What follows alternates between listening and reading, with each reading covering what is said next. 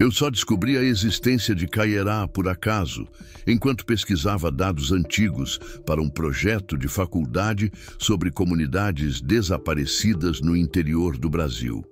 Em meio a arquivos esquecidos e jornais digitalizados dos anos 80, encontrei uma nota breve e sem imagem, publicada no dia 6 de dezembro de 1986, com o título Vila de Caieiá será interditada por medida de segurança do governo estadual.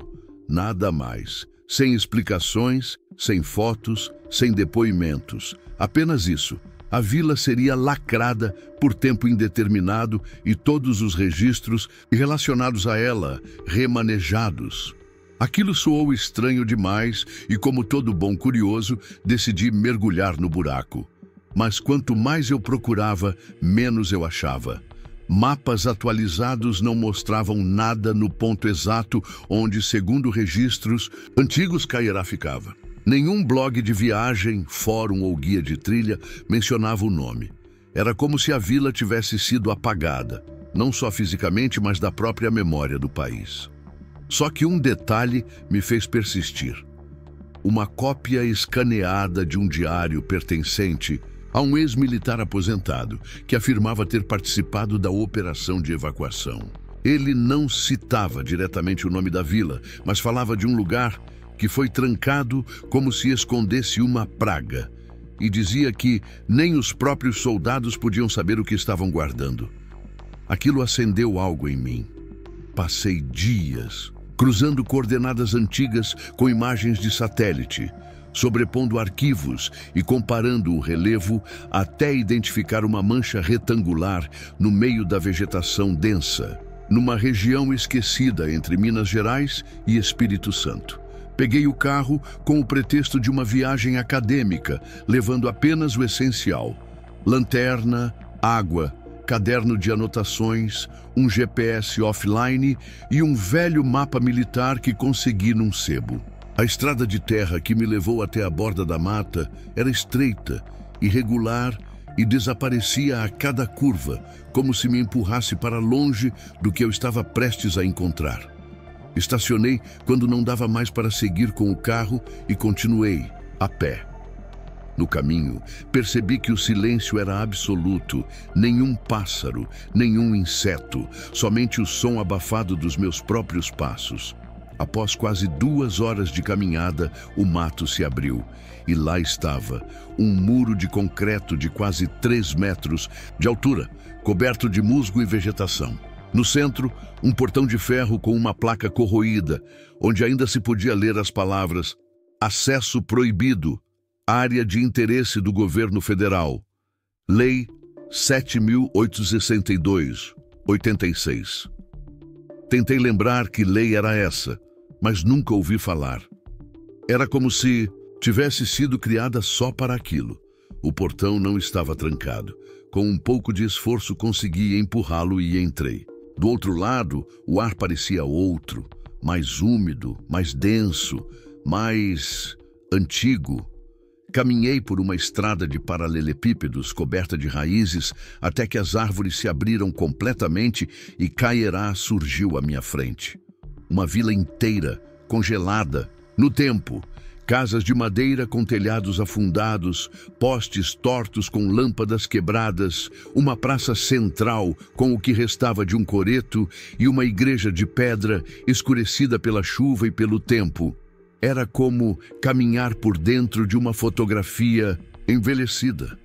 Tudo estava em silêncio, exceto por um zumbido leve, constante, quase imperceptível, como se algo vibrasse por baixo da terra. Comecei a registrar tudo com minha câmera, falando baixo, como se estivesse em um documentário.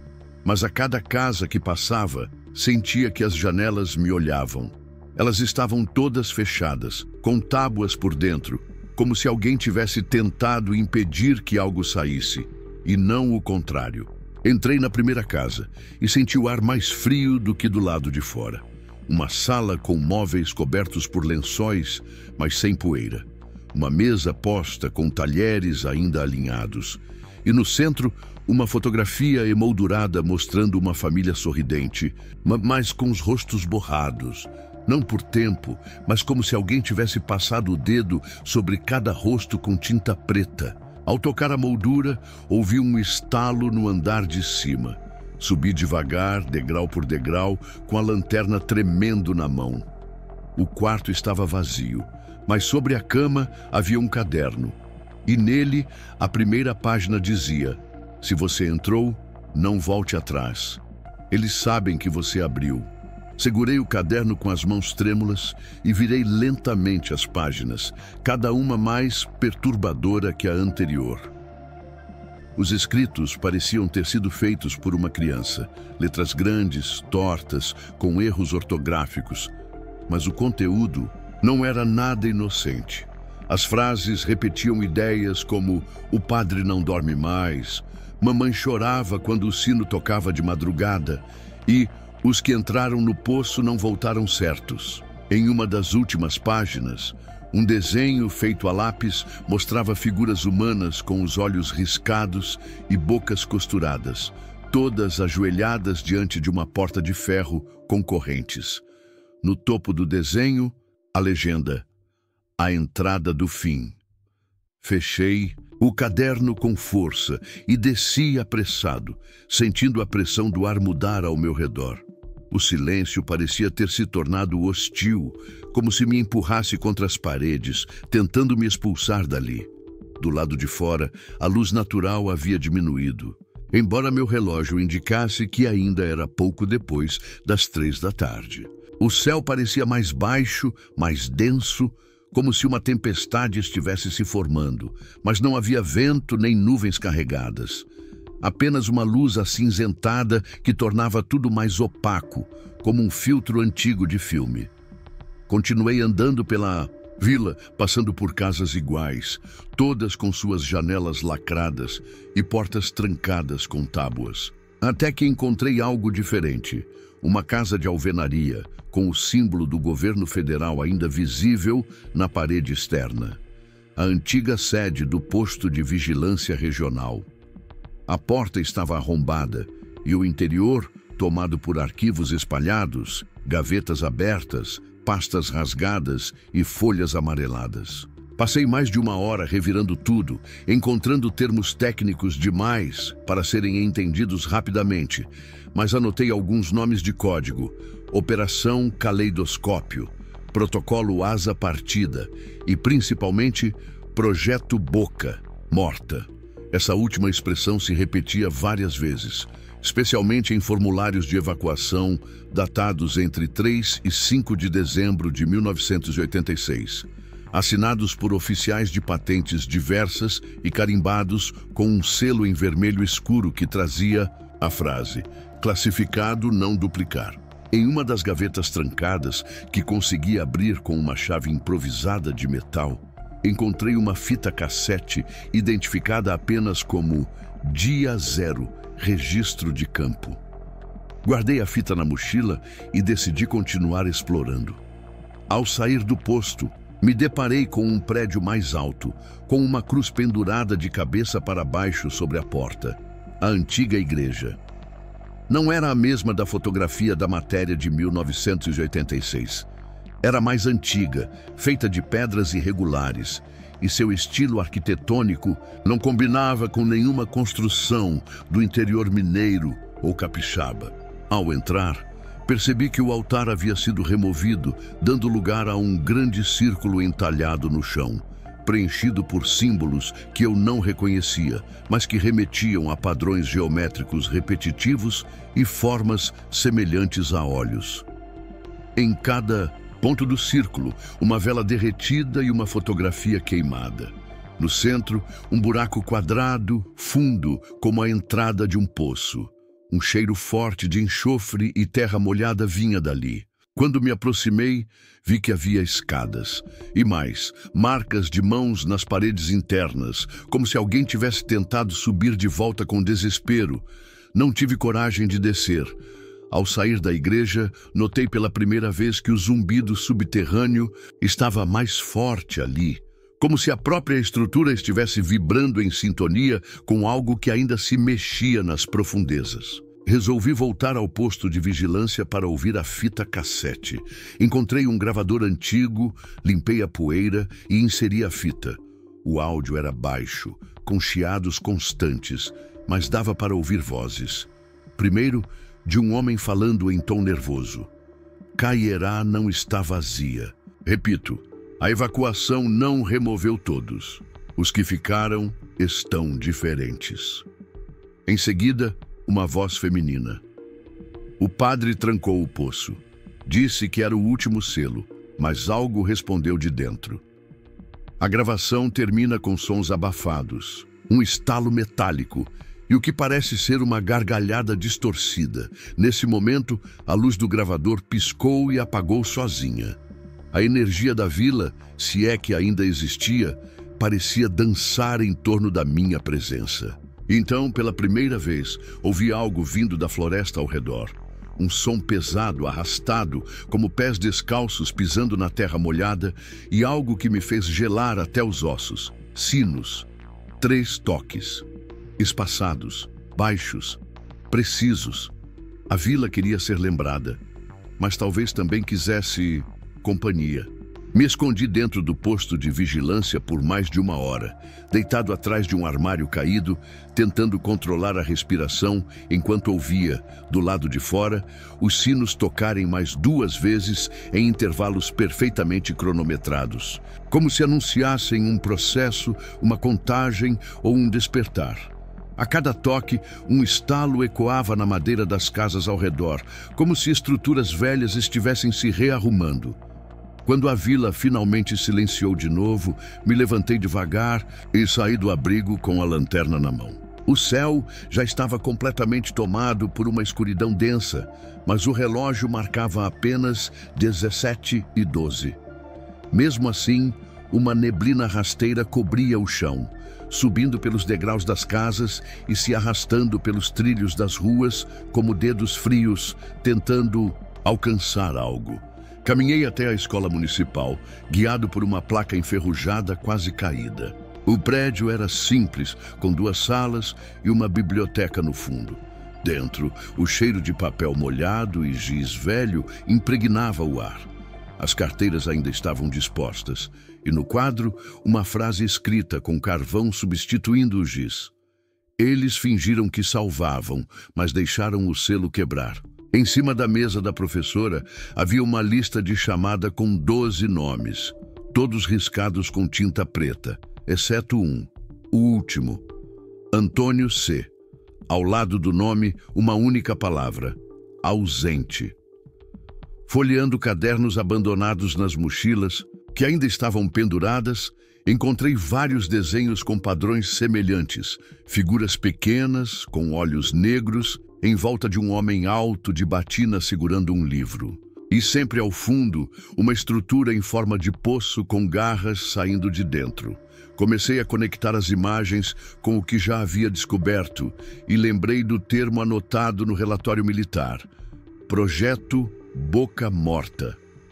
Aquilo não era apenas uma evacuação, era uma tentativa desesperada de apagar algo que havia sido aberto, talvez invocado, pela própria comunidade. No fundo da escola, encontrei a biblioteca trancada. A maçaneta havia sido substituída por correntes, mas, forçando por um dos vidros quebrados, consegui entrar. Lá dentro, pilhas de livros mofados e cadernos de atas religiosas da década de 1940. Um dos volumes me chamou a atenção. Ritos populares do interior do Sudeste brasileiro. Abri. O capítulo marcado falava de uma antiga seita chamada Os Lembradores, que se espalhou por vilas remotas entre 1938 e 1950. Segundo os relatos, eles acreditavam que o esquecimento era a maior ameaça da alma e que cada comunidade deveria manter viva a dor de seus próprios pecados, personificando-a em rituais, onde símbolos eram enterrados e depois relembrados em cerimônias com crianças. O trecho mais perturbador dizia: quando a vila inteira esquece, algo dentro dela acorda. Um estampido ecoou do lado de fora, como se uma porta tivesse sido arrombada. Saí pela janela dos fundos e corri de volta à praça. No caminho, percebi que uma das casas agora estava com a porta aberta, a mesma onde encontrei o caderno no primeiro dia. Uma luz fraca oscilava lá dentro, como uma vela. Me aproximei devagar e, ao entrar, vi uma mesa arrumada com pratos limpos, mas todos os talheres estavam cravados em pé sobre a madeira, como se tivessem sido empurrados de baixo para cima por alguém escondido no porão. A luz vinha de um pequeno lampião sobre o retrato da família com rostos borrados. Mas agora, algo havia mudado. Os rostos estavam visíveis. E o mais assustador, um deles era o meu. Mesmo mais jovem, eu reconhecia minha própria expressão. Voltei para fora com o coração disparado, confuso, suando frio. Comecei a duvidar de tudo, do tempo, da realidade, de mim mesmo. Será que eu já havia estado ali? Será que fui uma daquelas crianças, um dos nomes apagados da lista? Ou pior, será que todos que entravam em Caierá se tornavam parte dela? Olhei para o chão da praça e vi que pela primeira vez havia pegadas que não eram minhas. Pequenas, descalças, saindo da igreja e se espalhando em todas as direções. E no centro do círculo de pedras, onde antes só havia terra, agora estava entalhada uma frase: Caierá não precisa ser lembrada, Caierá é quem lembra você. Senti algo se mover dentro de mim, não fisicamente, mas uma memória, uma voz, uma sensação de já ter vivido tudo aquilo, de já ter fugido e de ter prometido nunca voltar. Mas eu voltei, e a vila estava acordando. Fiquei parado diante daquela inscrição no chão da praça por tempo suficiente para o lampião apagar na casa atrás de mim e o mundo mergulhar em uma escuridão que não parecia apenas ausência de luz, mas presença de algo mais antigo, mais denso, mais consciente. Caierá não precisava ser lembrada. Ela é quem lembrava você. Aquela frase latejava na minha cabeça como se estivesse sendo sussurrada por dentro do crânio. E quanto mais tentava ignorar, mais fragmentos de memórias que não me pertenciam começavam a brotar em minha mente. Lembranças de ruas que eu nunca tinha caminhado, vozes me chamando de filho, de aluno, de neto. Mas os rostos dessas vozes eram vazios, como moldes apagados. A vila não estava apenas me observando, ela estava tentando me reabsorver. Decidi voltar ao posto de vigilância. Precisava encontrar mais sobre aquele tal projeto Boca Morta. Revirando os arquivos com mais cuidado, encontrei um envelope lacrado com cera vermelha e o brasão do Ministério da Justiça. Dentro, um relatório datado de 28 de novembro de 1986. Classificado como nível azul, memória subjetiva coletiva em zona controlada. O texto, redigido com linguagem técnica e fria, afirmava que a vila de Caierá passou do estágio 3 para o estágio 4 do processo de vinculação simbólica entre espaço geográfico e lembrança ativa, e que a remoção forçada dos moradores foi recomendada após manifestações simultâneas de memória retroalimentada e dissociação da realidade entre as crianças da escola Padre Alcides. Segundo o relatório, os moradores não estavam apenas recordando o passado, estavam sendo recordados por ele. Caierá criou consciência própria, dizia um parágrafo sublinhado, baseada na carga psicoemocional dos eventos ocorridos entre agosto e outubro de 1986. Mas não havia menção direta sobre o que foi esse evento. O documento apenas citava termos como acesso ao núcleo simbólico, incidência do eco mental e colapso de barreiras cognitivas em testemunhas de primeiro grau. Um anexo com gráficos mostrava desenhos de ondas cerebrais durante sessões de hipnose, feitas com uma menina chamada Teresa C., que repetia as palavras "eles prometeram esquecer" em diferentes línguas, incluindo uma que os peritos diziam ser proto-latim ritualístico. Era como se a vila tivesse absorvido tudo o que aconteceu ali e decidido lembrar por conta própria. E mais, projetar essas lembranças nos que voltavam. E eu estava ali, lendo aquilo, respirando aquele ar, sentindo aquele zumbido nos ossos. Fui até a janela e olhei para fora. A vila estava mais iluminada do que antes, mas não por luz natural.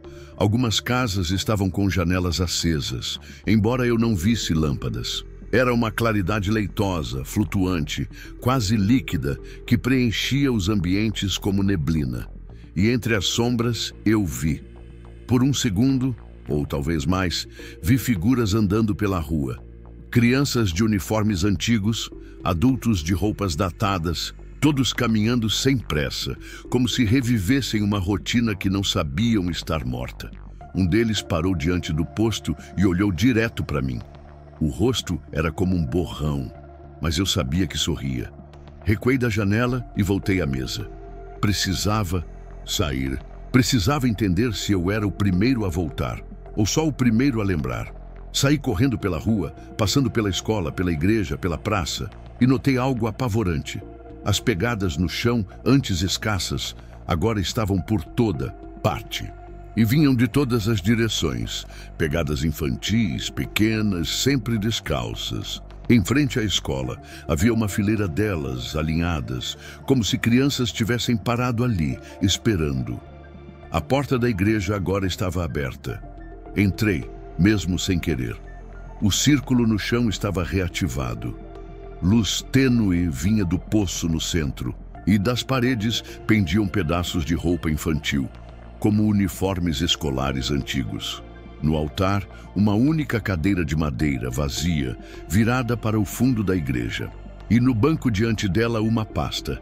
Dentro, outro relatório. Desta vez, assinado por um psicólogo militar chamado Dr. Plínio Moreira. Ele escrevia sobre testemunhos de ex-moradores que, mesmo sob medicação e reprogramação, continuavam a desenhar símbolos idênticos ao círculo de contenção. Em sua conclusão, afirmava: a memória da vila não depende dos vivos. Ela persiste no espaço. Cada retorno reativa o ciclo. Sugestão: lacre total, ocultamento geográfico e silêncio absoluto. Ao fim da pasta, um bilhete escrito a mão sem assinatura. Se você está lendo isso, a vila já sabe seu nome. Soltei a pasta, me levantei e notei que a cadeira do altar já não estava vazia. A figura sentada na cadeira do altar estava imóvel, coberta por um véu cinza que escondia completamente seu rosto e corpo, mas mesmo sem se mexer, transmitia uma presença que preenchia a igreja como fumaça espessa, invadindo meus sentidos, com uma sensação de sufocamento e um ruído constante, como se eu estivesse preso dentro de um sussurro interminável. Não consegui me mover por longos segundos, como se meus músculos tivessem sido desligados. Meu coração batia como um tambor descompassado e, por um momento, pensei que iria desmaiar ali mesmo. Mas então a figura virou lentamente a cabeça para mim, mesmo sem ter olhos visíveis sob o véu, e nesse instante minha mente foi inundada por imagens desconexas. Um corredor de hospital pintado de verde, uma criança deitada em uma maca com os olhos abertos e fixos no teto, uma mulher gritando por trás de um vidro grosso e uma frase gravada em uma parede: ninguém deve se lembrar do que nunca foi esquecido. Quando pisquei, a figura havia desaparecido e a cadeira estava novamente vazia. Saí da igreja tropeçando, o mundo girando, e percebi que a névoa que cobria a vila agora estava mais densa e subia pelas casas como se estivesse sendo exalada do próprio chão. Andei até a escola, tentando encontrar abrigo, mas a porta havia desaparecido, simplesmente sumido. No lugar dela havia uma parede lisa, como se a entrada nunca tivesse existido. Olhei ao redor e percebi que a vila inteira havia se reorganizado. Casas haviam trocado de lugar. A praça estava em outro ponto. A igreja parecia menor. Era como se eu estivesse dentro de um sonho lúcido, onde tudo se move quando você não Está olhando. Meus pensamentos começaram a falhar. Lutei para lembrar que dia era, onde eu estava antes da viagem, qual era meu sobrenome. Mas todas as respostas vinham borradas, como palavras mergulhadas em tinta. Sentei na calçada e tentei respirar fundo. Meu nome era Lucas, Rafael, Henrique. Não soavam certos. O que eu estava fazendo ali? A lembrança do carro, da estrada, da faculdade, tudo isso parecia parte de outra vida, um filme que eu havia assistido e não vivido. Mexi na mochila em busca de algo concreto e encontrei o caderno que havia levado para anotações. Folheei, mas o que encontrei não eram minhas palavras. Eram relatos escritos com caligrafia diferente, falando de mim. O visitante chegou ao meio-dia. Traz as lembranças fragmentadas. Está na hora de integrá-lo. Outra página. Ele já esqueceu o nome. Está pronto. A última dizia: hoje às 13h17 ele será parte da vila. Joguei o caderno longe, levantei e comecei a correr em qualquer direção, tentando achar o portão por onde havia entrado. Mas Caierá havia se fechado. A mata ao redor não estava mais ali. Em seu lugar, um anel de casas repetidas em círculo, como um labirinto onde cada saída levava de volta ao centro. Corri por minutos, talvez horas, até que minha respiração falhou e meus joelhos cederam. Caí de joelhos no meio de um quintal abandonado. E ali, na terra batida, vi uma escultura feita de madeira, tosca, infantil, representando uma vila em miniatura com 10 pequenas figuras ao redor de uma construção central. 9 estavam queimadas. A 10ª estava em pé e era idêntica a mim. No chão, escrito com carvão, estava a palavra último. Senti uma tontura profunda e, por reflexo, olhei para o céu. Mas não havia mais céu, apenas um teto cinza, liso, como se o mundo acima tivesse sido coberto por uma lona infinita. Voltei a olhar para a miniatura e percebi que ela se movia muito lentamente, como se reproduzisse em tempo real tudo o que acontecia na vila. E a figura que me representava estava de pé, em frente à igreja. Olhei ao redor e ali estava ela, a igreja, mas diferente, totalmente nova, sem rachaduras, sem poeira, sem o símbolo invertido. O altar estava iluminado. O som do sino ecoou 3 vezes. Um intervalo, mais 3 vezes. Senti as lágrimas escorrerem sem saber o motivo. E compreendi, enfim, o que Caierá fazia com quem voltava. Não era punição. Era reintegração, reassimilação. Um retorno ao corpo da memória que nunca te esqueceu. A vila não apenas me reconhecia. Ela havia me preparado. E agora, a única coisa que restava era entrar de novo e aceitar. A luz que emanava da nova igreja parecia pulsar como um coração, emitindo uma vibração silenciosa que fazia o solo tremer de forma quase imperceptível, como se a vila estivesse respirando através dela. Dei passos lentos na direção do templo reconstruído, sentindo cada parte do meu corpo resistir. Não por medo, mas por uma sensação de reverência inevitável, como se eu estivesse entrando não em um prédio, mas em um organismo vivo que me esperava. Ao atravessar a porta, fui imediatamente envolvido por uma onda de calor e percebi que o interior não refletia mais o abandono ou a podridão dos dias anteriores. As paredes estavam intactas, os bancos dispostos perfeitamente, e no altar havia uma figura de costas, ajoelhada, murmurando algo que eu não entendia, mas que parecia ressoar direto no meu peito, como um eco ancestral. Ao dar mais um passo, a figura se virou. Era uma criança. Menino, cabelos escuros, olhos fundos e expressão solene demais para alguém daquela idade. Ele apenas me observou por um longo tempo e depois estendeu a mão. Dentro dela, uma pequena pedra preta com um símbolo talhado. Um círculo cortado por 3 linhas verticais. O mesmo que eu havia visto nos relatórios militares. Peguei a pedra sem pensar, e no instante em que meus dedos tocaram sua superfície, uma corrente de imagens invadiu minha mente com uma violência que me fez cair de joelhos. Vi a vila sendo construída nos anos 40 com apoio logístico do governo. Vi reuniões secretas em salas mal iluminadas, padres e generais discutindo um experimento de contenção.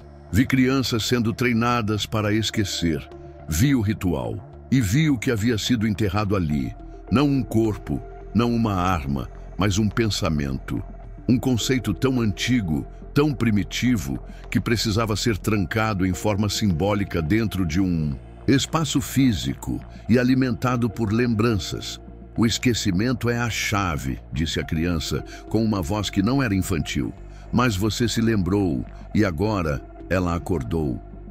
Perguntei quem era ela, e a resposta não veio em palavras, mas em forma. O teto da igreja se desfez como vidro estilhaçado, revelando um céu totalmente preto, sem estrelas, sem lua, apenas escuridão em movimento. Nuvens sem cor deslizavam lentamente e formas indescritíveis dançavam ali dentro, como memórias de algo que nunca existiu.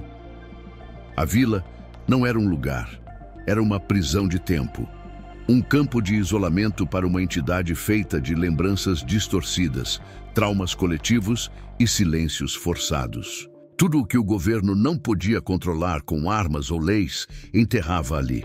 O padre que fundou Caieiá fazia parte de uma ordem secreta que acreditava que o sofrimento podia ser contido como se fosse uma doença. A vila foi construída como santuário, laboratório e cela, mas a cela havia trincado. E eu era a rachadura. Voltei a mim ainda ajoelhado, com a pedra quente na mão. A criança não estava mais lá. No altar agora havia apenas um espelho. Nele, meu reflexo me encarava com olhos que não eram meus. Eu estava mais jovem, ou mais velho, não sabia dizer. Mas ele sorria. Um sorriso lento, quase piedoso. Atrás do reflexo, vi vultos. Todos com o símbolo da pedra gravado na testa. Todos me observando. Saí cambaleando da igreja e, ao voltar para a vila, percebi que não havia mais casas, apenas ruínas. Tudo havia se tornado cinzas, como se tivesse queimado séculos atrás. A névoa havia sumido, mas em seu lugar, uma poeira fina cobria o chão. Pegadas, centenas delas, se afastavam da vila em todas as direções. E então compreendi. A reintegração não era sobre me manter preso ali, era sobre me deixar ir, porque agora eu carregava Caieiá comigo. Ela não precisava mais de território, não precisava mais de portões ou placas, só precisava de alguém que se lembrasse e que contasse. Me vi caminhando de volta para a estrada. A mata estava aberta, o portão desaparecido. Meu carro estava onde deixei, mas limpo, sem folhas ou terra.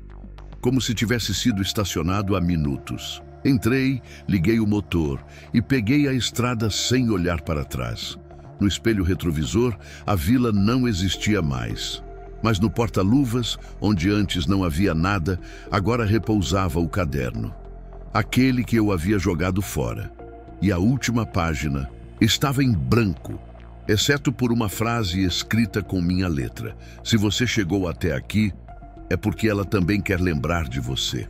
As primeiras horas de volta à cidade foram estranhamente normais, como se nada tivesse acontecido. O rádio do carro tocava músicas comuns. O trânsito fluía. O sol brilhava sobre os prédios e as pessoas andavam apressadas pelas calçadas com a mesma pressa de sempre. Mas eu não era mais o mesmo. Algo dentro de mim havia sido desbloqueado, não como uma lembrança, mas como um canal aberto, uma frequência que só eu conseguia captar. Nos primeiros dias, tentei ignorar. Dormi pouco, evitei espelhos, deixei o caderno trancado dentro de uma gaveta. Mas ele não ficava quieto. Em uma madrugada, ouvi páginas virando sozinhas dentro do armário fechado. Em outra, encontrei palavras escritas que eu não havia redigido. Eles já começaram a sonhar. Na mesma manhã, recebi uma ligação de um número desconhecido. Do outro lado, uma respiração pesada. E então, uma voz feminina, baixa, quase infantil. Você deixou a porta aberta. Desliguei na hora, mas o número voltou a chamar todos os dias, sempre no mesmo horário, 3h17 da manhã. Tentei bloquear, mas o número aparecia em diferentes formas. Números invertidos, prefixos inexistentes, até uma vez em que o identificador só dizia Caierá. Com o passar das semanas, comecei a notar mudanças sutis nas pessoas ao meu redor. Um colega de trabalho comentou que vinha tendo sonhos com uma vila antiga, onde crianças caminhavam em silêncio segurando pedras negras. Uma vizinha do andar de cima me parou no elevador e perguntou se eu sabia de uma escola chamada Padre Alcides, pois sua filha de 6 anos havia começado a desenhar esse nome nas paredes do quarto. Outro amigo, que nunca teve contato com a história, compartilhou em rede social uma imagem antiga de uma vila em ruínas com a legenda: "Você lembra disso?" O algoritmo não mostrava de onde a imagem vinha, nem quem havia postado originalmente. Era como se o arquivo tivesse sido criado por ninguém. Caierá estava se expandindo, não no espaço, mas na memória coletiva. A cada pessoa que ouvia minha história, a vila ganhava uma nova fresta por onde escorrer. Eu era o condutor, o vetor, o corpo que levava a lembrança adiante. Comecei a gravar depoimentos, registrei vozes, desenhos, relatos de sonhos. Tudo apontava para as mesmas imagens: a igreja, o círculo no chão, o espelho no altar, os sinos tocando sempre em grupos de 3. Cidades diferentes, pessoas que nunca se encontraram, mas todas lembrando. Uma noite, acordei com a TV ligada. Ela havia sido desligada horas antes. Na tela, apenas estática, mas entre os chiados, a frase piscava em letras brancas sobre fundo preto. Reintegração, 70% concluída. Senti o estômago embrulhar. Comecei a me isolar. Evitava conversar com qualquer um por muito tempo. Parei de sair. Deixei de atender chamadas, mas era inútil. A vila se manifestava mesmo sem palavras. Meus sonhos eram todos com corredores de pedra, vozes sem boca, sombras que me chamavam de último. Uma manhã, percebi que todas as plantas do apartamento haviam murchado, exceto uma que eu nem lembrava de ter comprado. Uma pequena muda num vaso preto, com folhas de um verde quase fluorescente e o solo coberto por cinzas. Fui pesquisar e descobri que aquela espécie não existia em nenhum banco de dados botânico. Era como se Caierá tivesse deixado uma semente real, tangível, ali comigo. Resolvi reler o caderno. Agora, todas as páginas estavam preenchidas, com datas futuras e nomes, 10 nomes. O último era o meu. Ao lado a anotação ativo, os outros 9 estavam marcados como em processo. Comecei a investigar. Alguns nomes apareciam em notícias antigas. Desaparecimentos, surtos psicóticos, testemunhos sobre vilas fantasmas. Mas 2 deles ainda estavam vivos. Um era um professor universitário aposentado que vivia no interior do Paraná. O outro, uma mulher internada há mais de 30 anos numa clínica psiquiátrica no litoral baiano. Ambos foram encontrados murmurando o mesmo nome, Caierá. E ambos, segundo os registros, estiveram na região de Minas Gerais entre 1986 e 1987. Liguei para a clínica. Pedi para falar com ela. A enfermeira respondeu hesitante: "Você é o 10º?" E antes que eu dissesse qualquer coisa, ela acrescentou: "Ela está esperando. Disse que você já voltou." Desliguei e compreendi o que vinha a seguir. O selo não era para manter a vila presa, era para impedir a reunião. 10 nomes, 10 portadores, 10 fragmentos de uma mesma memória enterrada. Agora, os últimos estavam acordando. E quando todos se lembrassem, Caierá não seria mais uma vila esquecida. Seria um pensamento inevitável. O 10º nome da lista não era mais apenas uma marca em um caderno. Era um aviso. E agora que eu sabia que os outros estavam vivos, ou ao menos ainda acessíveis, comecei a entender o verdadeiro alcance do que estava acontecendo. Caierá não estava apenas se espalhando como uma lembrança. Ela estava chamando de volta os pedaços que faltavam para completar um ciclo, uma espécie de pacto inconcluso. A cada nome reativado, o mundo ao redor parecia mudar de sutileza. Sinais estranhos começaram a se acumular. Placas de rua piscavam com nomes que não existiam antes. Pedaços de conversas alheias traziam frases que eu já havia lido nos documentos militares. O selo é mental, o altar é espelho. Os últimos trarão o eco. Passei dias em silêncio, dormindo pouco, escrevendo muito.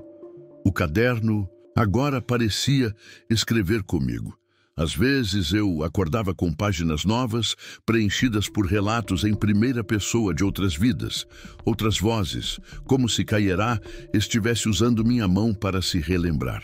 O professor do Paraná me respondeu depois de 3 tentativas. A ligação estava estática, como se houvesse uma interferência no ar. Ele me chamou pelo nome antes mesmo que eu dissesse algo. Você sonhou com a cadeira vazia, não é? Eu não havia contado isso a ninguém.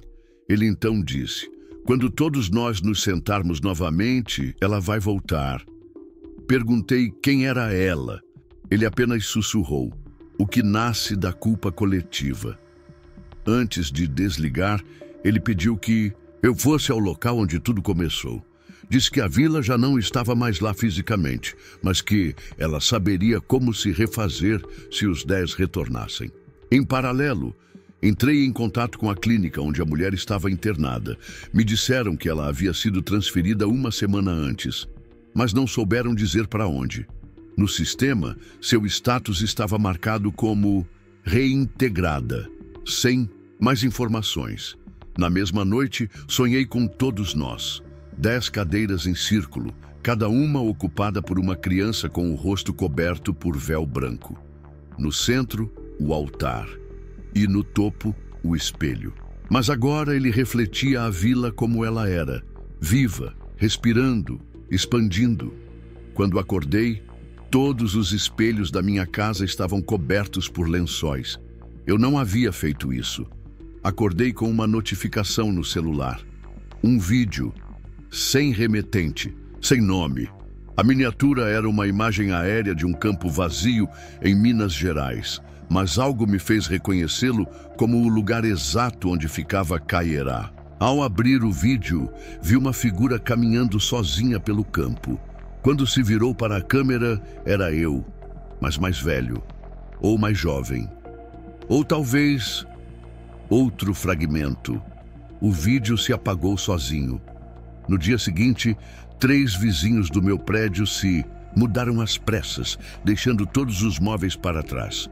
Um bilhete foi deixado na portaria. Há algo estranho naquele homem do 804. Ele sonha em voz alta. Minha presença agora afetava o mundo.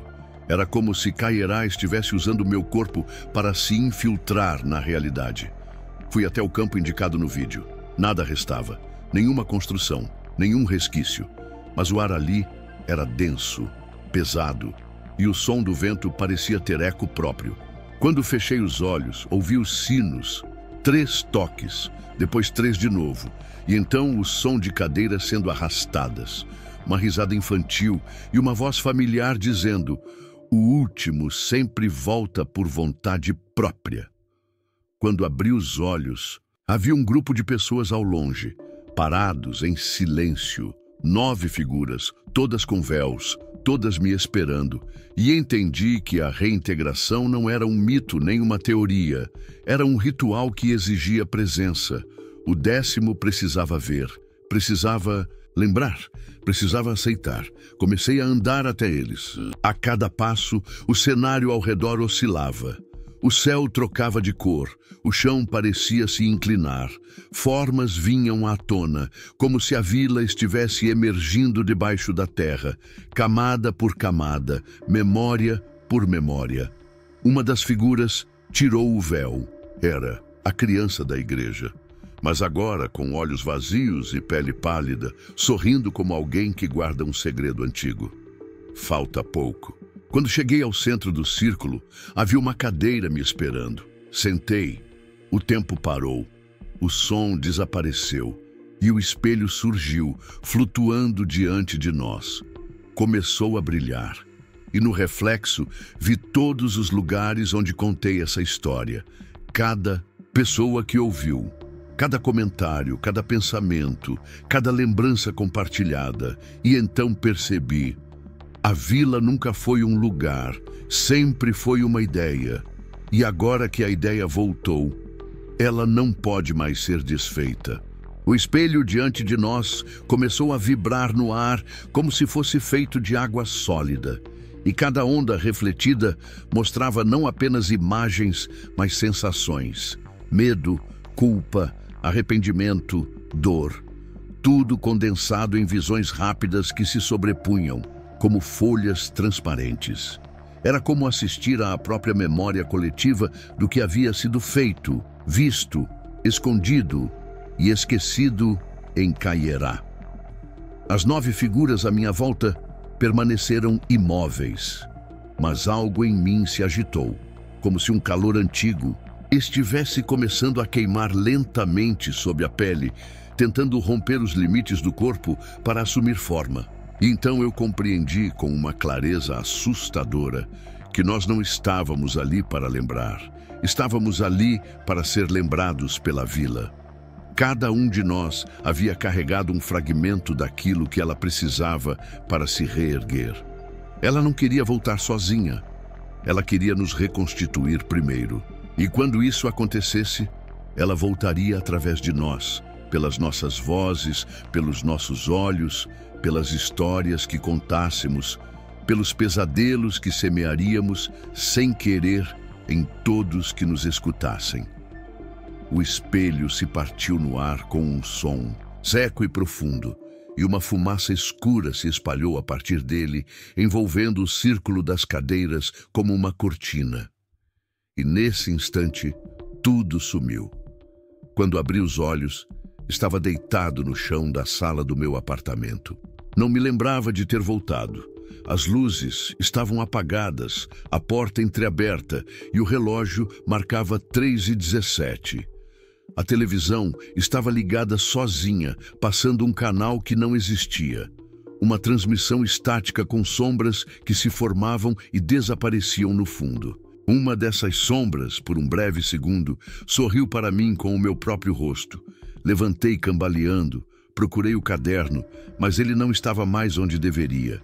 No seu lugar, havia um espelho pequeno, redondo, manchado. Quando olhei para ele, vi a vila. Caieiá. Não como ruína, mas como um centro urbano vivo, pulsante, com ruas movimentadas e pessoas andando de um lado para o outro como em qualquer cidade pequena. Só que algo estava errado. As pessoas não tinham rosto. Todas usavam véus. E ao fundo, o sino ainda tocava. Peguei o celular. Tentei gravar o reflexo, mas a câmera não captava nada além de estática. Entrei em um grupo de discussão online sobre vilas fantasmas e publiquei a pergunta: alguém já ouviu falar de uma vila chamada Caieiá? Em menos de 5 minutos, dezenas de respostas. Algumas dizendo que sim, que já passaram por perto. Outras afirmando que têm lembranças de infância lá, mas que seus pais insistem que o lugar nunca existiu. Um usuário postou uma foto de um quadro negro com a frase: "Se você não lembra, é porque ela ainda não te escolheu." Outro mandou uma imagem de um boletim escolar com o selo da escola Padre Alcides, a mesma que eu vi na vila. E então percebi. O nome havia voltado ao mundo, e com ele tudo o que a vila era capaz de carregar. Dias depois, vi reportagens curtas sobre um vilarejo no interior de Minas que estava sendo redescoberto por exploradores. As imagens mostravam casas parcialmente enterradas, uma igreja com estrutura intacta e uma inscrição entalhada no altar. O que foi apagado voltará a ser lembrado. Entrei em contato com um dos exploradores. Perguntei o nome do lugar. Ele respondeu: a gente achava que era só uma ruína, mas os locais chamam de Caieiá. Sorri sem querer. Era tarde demais. Voltei ao armário. No fundo, atrás de roupas antigas, encontrei o caderno de volta. Só que agora ele estava diferente. Era um novo volume, sem capa, com as páginas em branco, exceto pela primeira. Nela, apenas uma frase escrita em tinta preta: agora conte você. Respirei fundo, sentei em frente ao computador e comecei a escrever. Cada palavra parecia fluir como se estivesse sendo ditada. E agora, você está lendo isso. Isso mesmo, você. E tudo o que Caieiá precisa agora é de alguém que leia até o fim. Porque cada pessoa que lê, lembra. E cada lembrança acende uma luz dentro dela. E uma vez que a luz está acesa, a vila encontra o caminho de volta. Desde que escrevi a última frase naquele caderno, algo mudou definitivamente dentro e fora de mim. Não era apenas uma sensação passageira, um arrepio ou uma paranoia difusa. Era a convicção nítida de que a história havia deixado de ser apenas minha. As palavras que anotei pareciam vivas, como se cada uma delas fosse um transmissor de algo que estava além do meu controle. Como se Caieiá tivesse se infiltrado nos intervalos entre sílabas e agora estivesse sendo carregada pela própria curiosidade humana. As pessoas começaram a me escrever. Algumas me mandavam mensagens dizendo que haviam sonhado com uma vila que não conheciam, mas que sentiam ser familiar. Outras perguntavam se eu tinha fotos do espelho ou do altar. Algumas relataram ter encontrado cadernos em lugares inesperados, dentro de armários fechados, gavetas que juravam estar vazias, caixas no sótão da casa dos avós. Todos diziam que o caderno começava igual, com uma frase simples: agora conte você. E todos relatavam a mesma sensação ao abrir a última página, como se algo estivesse esperando por eles. Percebi que não adiantava mais tentar conter. A vila não estava mais restrita a um ponto geográfico perdido. Ela era uma lembrança migratória, uma entidade que usava a memória e a linguagem como veículo. Onde houvesse alguém disposto a ouvir, ela se revelaria. E se alguém ousasse contar, ela se reergueria. Entendi então o verdadeiro motivo do lacre imposto pelo governo em 1986. Não foi para proteger a vila do mundo, foi para proteger o mundo da vila, porque Caieiá não é um lugar físico, nunca foi. É um campo mental, um organismo simbólico alimentado pela culpa coletiva, pelas dores não tratadas, pelas memórias que tentamos enterrar, mas que sempre encontram um jeito de brotar. E ela precisa disso. Ela precisa de esquecimento para existir, mas também precisa de lembrança para despertar, um equilíbrio instável, como um selo invisível que só funciona enquanto ninguém fala em voz alta. Agora que você leu, o selo em você também está trincado. Pode não parecer nada, pode ser só um sonho que te espera mais tarde, um som distante de sino, uma criança que te encara na rua, um nome que você lê por acaso em algum post antigo. Mas quando acontecer, e vai acontecer, você vai lembrar dessa história e não vai mais saber se foi só uma ficção ou se você também já esteve lá. Eu, por mim, já aceitei. Sou um dos 10, mas há espaço para mais. A vila cresceu, ela aprendeu, ela se adapta e a partir de agora cada nova lembrança é uma porta aberta. Cada pessoa que ouve, lê ou repete reforça sua forma. Alguns dizem que essas histórias não passam de lendas, outros que são delírios de quem leu demais. Mas em todos os relatos há uma coisa em comum. Ninguém esquece depois que descobre. Ninguém sai de Caieiá sem deixar um pedaço. E ninguém consegue evitar o momento em que ela volta. Um pequeno barulho, um eco, um cheiro de madeira molhada, um portão enferrujado, um nome escrito em um boletim que você não se lembra de ter recebido. E então, o sino. 3 toques, sempre 3. Se você ouvir, não responda, não imediatamente. Espere, escute de novo. E se tocar uma segunda vez, então já é tarde. Porque a vila já encontrou você. E se ela encontrou, é porque em algum ponto da sua vida, talvez num sonho, talvez numa rua vazia, talvez numa lembrança de infância que não era sua, você já esteve em Caieiá. Talvez como criança, talvez como visitante, talvez como parte do experimento. Mas esteja certo de uma coisa, ela nunca te esqueceu. E agora que você lembra dela, ela finalmente está completa.